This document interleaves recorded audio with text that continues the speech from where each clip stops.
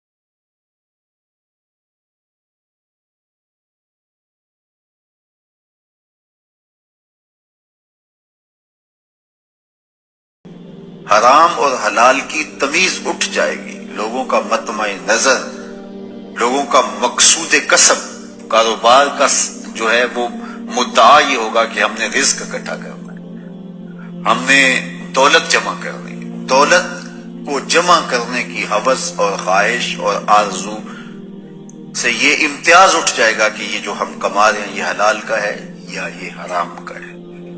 پیسے آنے چاہیے، مال آنا چاہیے، چاہے حلال ہو چاہے حرام ہو، لوگوں کی غرض یہ ہو جائے گی۔ جب غرض یہ بن جائے گی کہ ہمیں مال ملنا چاہیے تو پھر نتیجہ کیا ہوگا؟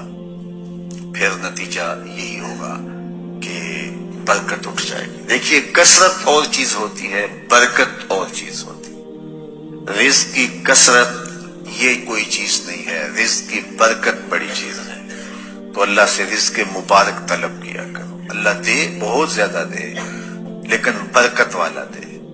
برکت والا تھوڑا بھی کافی ہوتا ہے، اور جس میں برکت نہ ہو وہ زیادہ بھی تھوڑا ہوتا ہے۔ تو کثرت کچھ نہیں ہے، برکت سب کچھ ہے۔ تو برکت اسی رزق پہ ہوگی جو رزق پاکیزہ ہوگا، حلال طریقے سے کمایا گیا ہوگا، کسی کو ضرر نقصان نہیں دیا ہوگا اور اس کا حق ادا کیا گیا ہوگا۔ پہلی چیز عقل حلال۔ آپ جب بھی کاروبار کریں تو اپنے رزق کو ہمیشہ پاک رکھیں۔ دوسری بات صدق مقال۔ جس طرح آپ کے پیٹ میں حلال کا لقمہ نہیں اترنا چاہیے، حرام کا لقمہ نہیں اترنا چاہیے، اسی طرح آپ کی زبان سے سچ کے علاوہ کچھ نہیں نکلنا چاہیے۔ تمہاری زبان سچ بولے، تمہیں سچ بولنے کی تلقین کی گئی ہے۔ حضور علیہ السلام نے ایک جملہ ارشاد فرمایا، الصدق ثمانیہ، اتنا جامع کلمہ ہے جس میں بہت کچھ آ جاتا ہے۔ صدق، سچائی، باطن کی طمانیت کا سبب اور ذریعہ ہے، باطنی سکون کا ذریعہ ہے۔ آگے فرمایا والکذب ریبہ، اور جو کذب ہے، جھوٹ ہے، وہ ریبہ، وہ تشکیک ہے، ابہام ہے، بے چینی ہے، اضطراب ہے، ٹینشن ہے، پریشانی ہے، اذیت ہے، ہر وقت کی بے قراری ہے۔ تو سچ طمانیت ہے، سکون قلب ہے، اطمینان باطن ہے، اندر کا قرار ہے، روح کا چین ہے، اور جھوٹ بے چینی ہے، اضطراب ہے، ٹینشن ہی ٹینشن ہے، پریشانی ہی پریشانی ہے، ایک اندیکھی تکلیف ہی تکلیف ہے۔ تو اس لیے ہمیں ریبہ، اس بے چینی سے بچنے کی بچنے کی کوشش کرنی چاہیے، اور طمانیت کا نور جو زندگی کا حقیقی اجالا ہے اس کو حاصل کرنے کے لیے ہمیں اپنی زبان کو ہمیشہ سچ سے ہی آشنا کرنا ہوگا۔